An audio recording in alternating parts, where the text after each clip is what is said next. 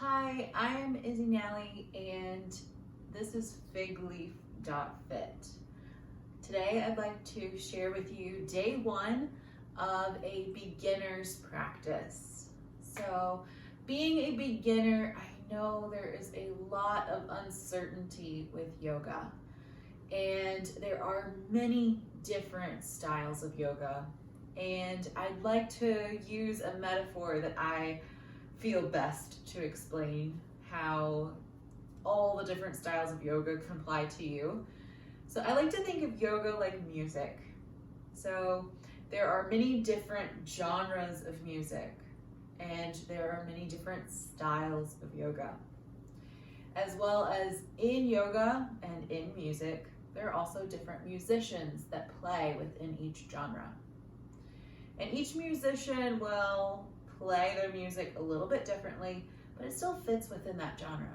And some people might even question or play with the fact of, does that really fit in this genre or that genre? Maybe it's a combination of both. And the same thing applies to the yoga practice. So there's power yoga, there's restorative yoga, there's yin yoga, there's, lunar flow versus sun salutations. There is yoga therapy, which is a whole nother practice in itself. There's the more meditative side of yoga. There is beginner's yoga, where you're caution and compassionate with yourself as you learn and you take it easy. And then there's the more serious practice of yoga, where yoga becomes your prayer. And so I want you to know that however you choose to do yoga is perfect. Yoga is about honoring your body. Yoga is about the process of healing your chakras. And so as we practice through this beginner's series, know that props are okay. Know that you might not be doing it exactly like how some of the yoga books teach. And that's okay, because this is your process in finding your yoga, your path. And if you go to a live yoga class, which is a completely different experience than doing it at home with a video, know that just allow yourself to trust. Just to trust and to let go and to allow yourself to get to know your body. And yoga is about yoking the body and mind together. So when you feel that moment of bliss where you're just fully present in the moment and you're just in the yoga, that is yoga.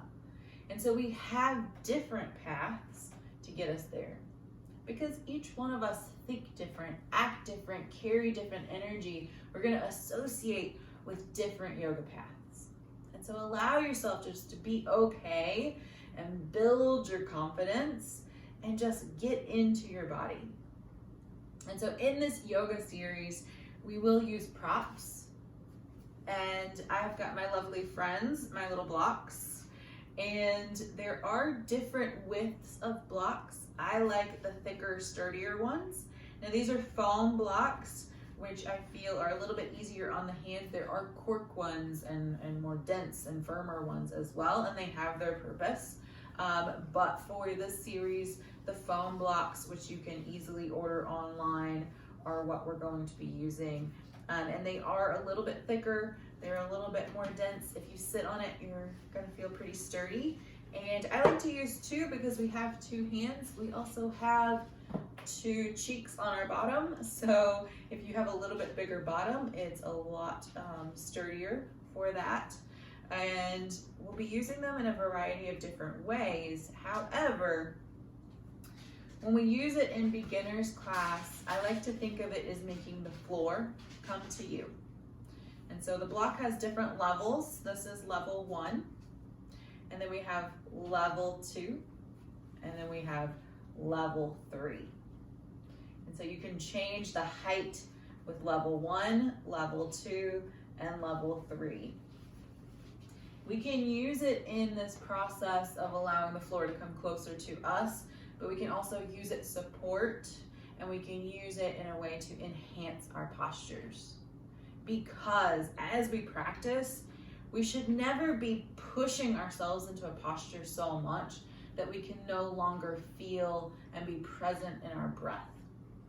And I will constantly remind you to breathe, especially if you take one of my live classes. I will say breathe a million times in one class, because it's so easy to get caught up in this striving for perfection or this striving for the pose, the posture, the asana, that we lose why we're doing yoga. And that is reflection of life in general. So in life in general, we get caught up in all the stuff and we forget about living the life. And the same thing is going to happen in your yoga flow.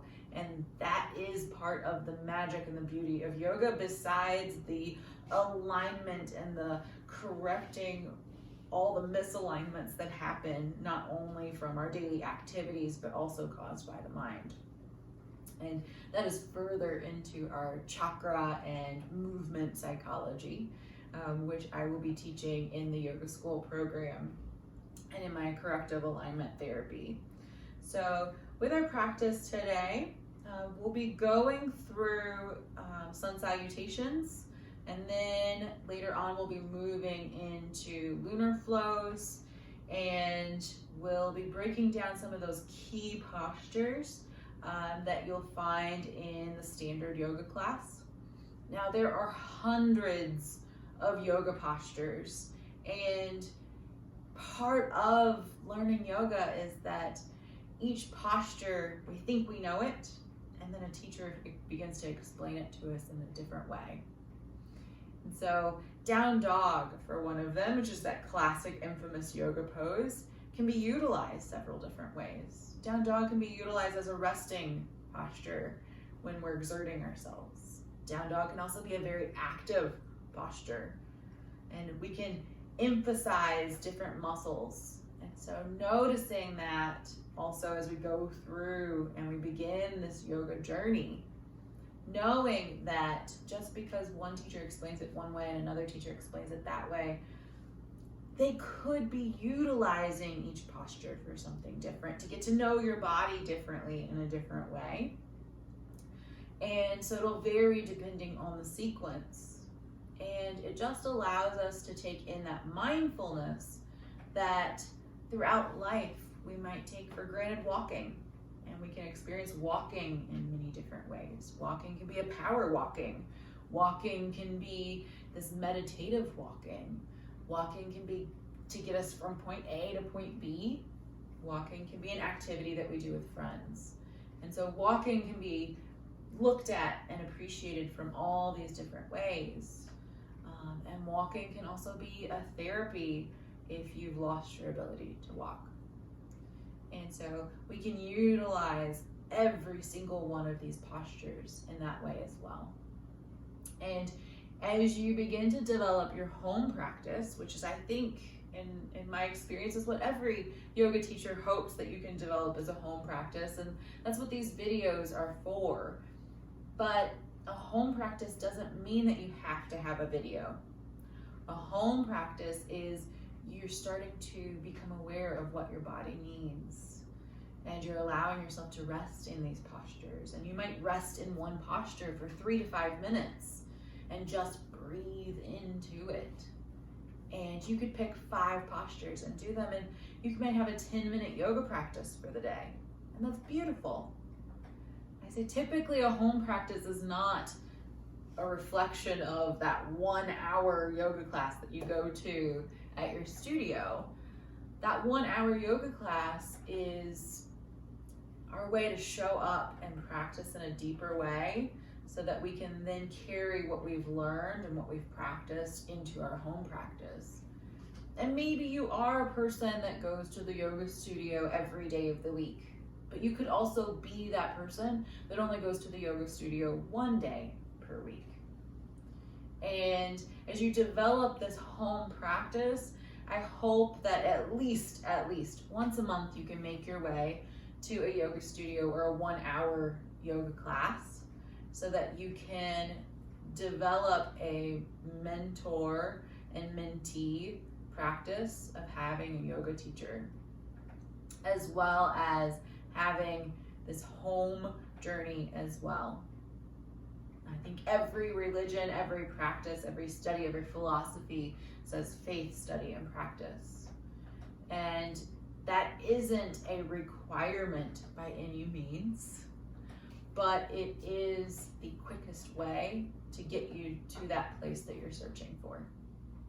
And so I'm Izzy, and this is FigLeaf.Fit, and this is your intro video for the beginner series. Again, we'll need blocks. You can utilize a blanket or something to put underneath your knees if your knees are sensitive. Also for wrists, you can prop the wrist up. You can use a chair, and we'll have chair practice as well. And you can also bring in any other props that make you feel comfortable and comfortable as we even rest in our resting posture. I hope you enjoy this yoga beginner. Subscribe. You can hit that little bell so that you get a notification every time there is a new video. And of course, give it a thumbs up to let me know that you're enjoying each video so that I know to give you more of what you like.